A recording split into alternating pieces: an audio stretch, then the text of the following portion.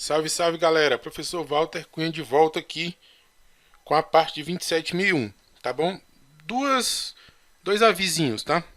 Primeiro, pessoal, nessa troca de ME para TJPA, a gente acaba entrando no automático, mas basicamente só existiram essas duas provas, tá? Então, quando for múltipla escolha é TJPA, quando for VOF é ME, tá bom? Então eu posso ter confundido em alguma das questões. A segunda é que as últimas três questões desse bloco, poderiam estar na miscelânea ou em outra parte, mas eu acabei colocando aqui, porque elas fugiram ali dos outros blocos e eu coloco aqui para a gente consolidar um bloco inteiro, beleza? Então vamos lá.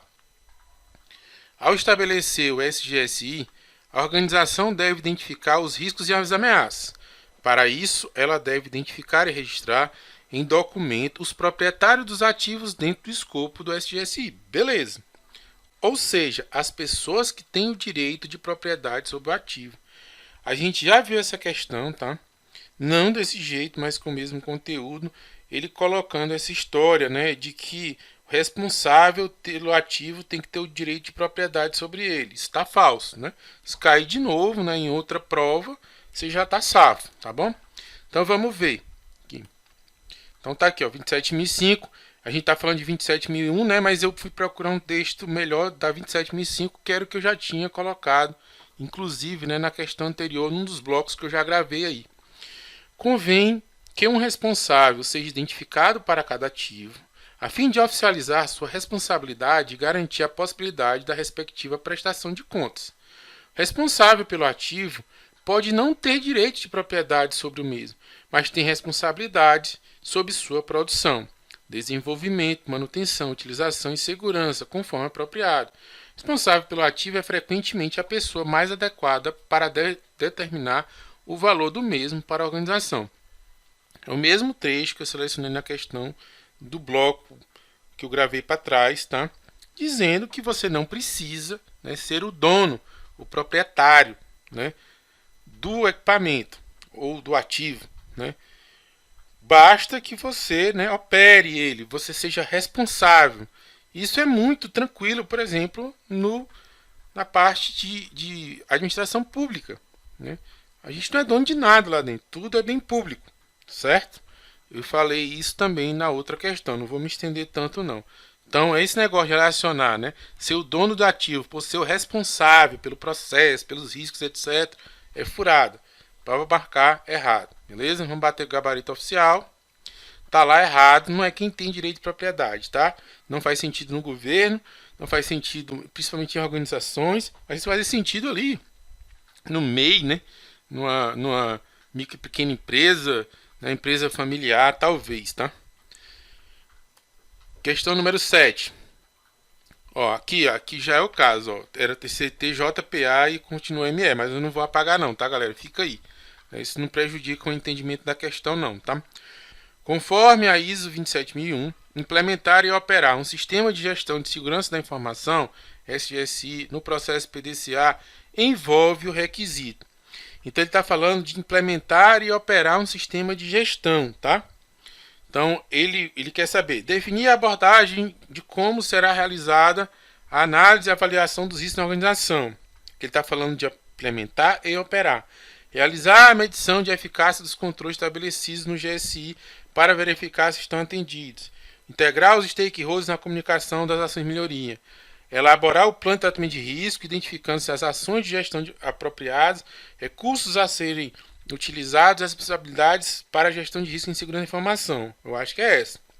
Obter a autorização da direção da organização para implementação e operação do SGSI.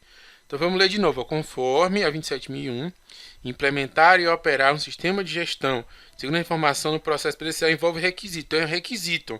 O requisito para que você faça isso é você elaborar o plano, tá? Então é o requisito, beleza? Ah, Valto, mas outros também caberiam, tá? Mas, na minha opinião, essa aqui é a mais completa, tá, pessoal? Vamos ver o que eu escrevi. Então tá lá, o Sistema de Gestão de Segurança da Informação, estabelecendo e gerenciando o SGSI, implementar o plano de tratamento de risco para alcançar os objetivos de controle identificados, que incluam consideração de financiamento, distribuição de papéis e responsabilidades. Atribuição de papéis e responsabilidades. Não esclarece, né, muito não, tá? Mas a resposta mais completa que eu coloquei foi aquela lá. Vamos ver. Bater com o gabarito oficial. Tá lá, item D, né? Seria requisito, né, para implementar e operar, elaborar o plano de tratamento de risco. Beleza? Esse é o raciocínio. Continuando. Questão número 8. Para gerenciar riscos, devem-se considerar os contextos externo e interno da organização, salvo o comportamento humano. Quando ele fala salvo, né, entenda-se exceto. E o comportamento humano, pessoal, é fundamental, né? A parte cultural é fundamental, né? Tem um amigo meu que fala, né, que tudo hoje a resposta é cultura. De uma certa forma, sim, né? Porque as coisas, né, só ganham sentido, só ganham vida, né, se diante, né, da ação humana, que tem consciência, tá? Então, sem esse lado filosófico, né, como é que você vai analisar o contexto interno e externo sem analisar, né, a ação humana, né? Sem analisar o humano como um ativo? Não tem como, né, pessoal? Então, assim, eu acho que nem tem, né, nessas últimas aqui, elas são tão diretas que eu nem coloquei a parte de comentários, tá? Então vamos bater com o gabarito oficial. Tá lá, tá errado. Beleza? Questão número 9. TJPA 2020. Um departamento de uma organização mantém o seu próprio ambiente de dados, com unidades de rede não acessíveis a outros setores da empresa. Nesse caso, o princípio crítico de segurança aplicado é o da ação preventiva, autenticidade, confiabilidade, confidencialidade e disponibilidade. Pessoal, ela não é acessível, ou seja, o cara cortou, né, a disponibilização da rede para outras redes. Né? Não é confidencialidade. Você poderia forçar a barra dizendo que é confidencialidade, mas aí não envolve o aspecto, né, do cara tentar esconder. Né? Simplesmente ele cortou. Né? Não teve criptografia, né? Não é uma VPN. Ele simplesmente cortou. Quando a gente corta, interrompe, né, o princípio mais forte aí chamado é o da disponibilidade, tá? E não da confidencialidade, ok? Teria que forçar muita barra para dizer que é confidencialidade, tá? Beleza? Então vamos bater agora com o gabarito oficial. Tá lá, item E, ok? Próxima e última questão desse bloco, tá? Encerrando aí 27.001. Essas questões aqui, né, de adendo. TJPA 2020. A partir das informações apresentadas no texto, esse texto a gente vai ver depois, né, quando a gente for comentar outras questões, beleza? Mas para a questão ele não faz nenhuma diferença, tá? Só encher mais coisas aqui, né, no PPT de vocês, tá? Quem quiser vai lá, mas a gente vai apresentar nos cursos, nos blocos, né, de segurança operacional.